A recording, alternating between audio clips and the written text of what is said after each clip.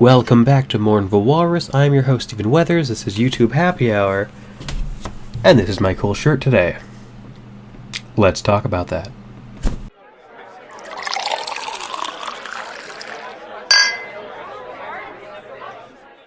So today's video will be focusing mostly on Angostura bitters. I have no idea how to pronounce it, but it's commonly known as just bitters. So, there you go. Today's drink will be a pink gin. Why? Because I think it's kind of hilarious. Let's get to it. First, you take a glass. Oh look, a glass. Then, put bitters in it. Shoot bitters all over your desk, too. This is a fairly old drink. Late 1800s, give or take. So you've got the bitters in the glass, swirl that shit around until it coats the inside of the glass. When ordering this drink, if the bartender has any idea what you're talking about, he will ask you if you like it in or out, which refers to the excess of bitters in the glass. Where do you like it poured out or left in? I prefer it in because I enjoy the taste of bitters. Next, 1 part gin. It's kind of pink. It's not super pink, but it's, I would say, more of a brownish orange, like a burnt orange, I guess. But that's the majority of the drink. Then just top with ice cold baby, ice baby cold, really cold water. And that's pink gin. So why is this a drink? That is the question.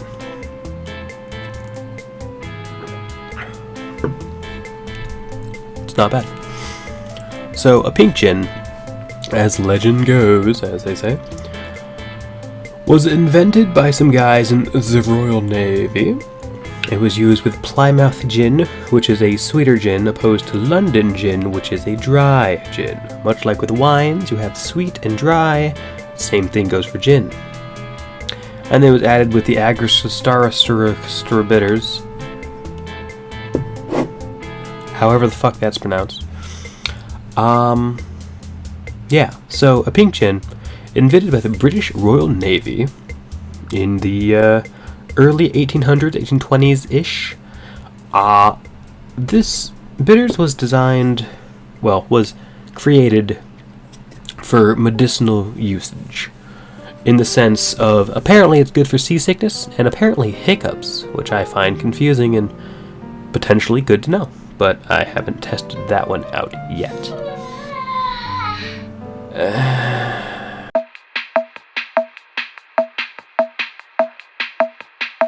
So, seasickness, Royal Navy. You add the gin so it tastes better. I love that so much. It's like, I don't know, there's just something about that that's just so enjoyable. It's just like, how do you make this taste better? Add a bunch of booze to it. And here you go. So this was initially a cure for seasickness in the 1820s. And then it was brought over by the Navy to the mainland, and it kind of caught on because gin was on the up and up in popularity. So by the 1870s, it was semi-well established in England as a beverage. There aren't really any variations on this necessarily.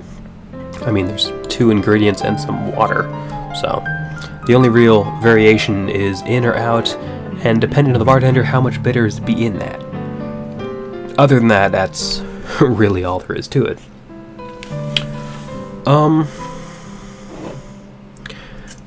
Yeah, you've probably seen the bottle with its oversized label and bad white balance in stores somewhere.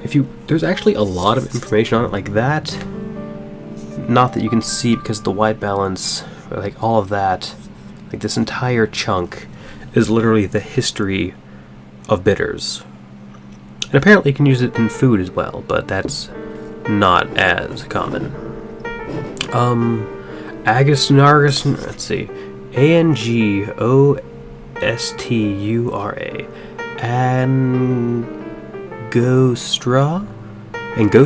Angostura? Sure. Angostura bitters is from Venezuela, from a place called Angostura. Who'da fucking thunk, right? Invented, created initially, I guess, in like, I don't know, turn of the 1800s, give or take. It's kind of hard to tell, you know. It's made of bitters or not. Wow, duh. It's made of bitters. That's why they call it bitters. Bitters.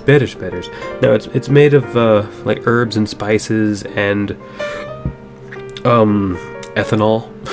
That's basically everything in it. So it's kind of herby and spicy. If you've never had it, I would definitely suggest have a touch of it. Just it comes out in a dropper. Just have a drop. Yeah, I don't know. There's not really much else to it. I enjoy bitters. It's used in a lot of stuff. There's actually a couple recipes on the bottle. Manhattan, a Trinidad and Tobago rum punch. I don't know. And a classic daiquiri. And a Southampton? What the hell's a Southampton? Tall glass with ice, tonic water, squeeze of lime, 3 dashes bitters, stir. So tonic water, lime, bitters. Weird. I guess you can also serve this with tonic water, actually. Yeah, I don't know. You guys like these videos? Like, I'm not asking you to like the video, but do you enjoy them? Do you... I don't know. Been feeling a little, I don't know, hapless?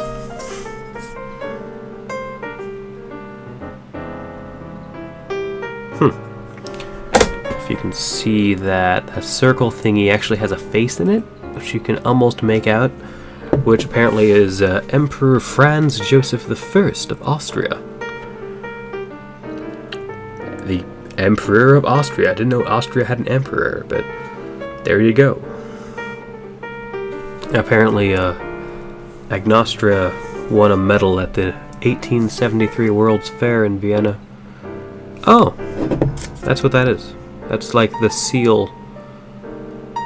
Or no, I don't know what the fuck that is. I don't know what the hell I'm talking about. I'm just gonna drink my pink gin. I don't know, go away. Later days and stuff. So it's such a cheerful video. So very happy.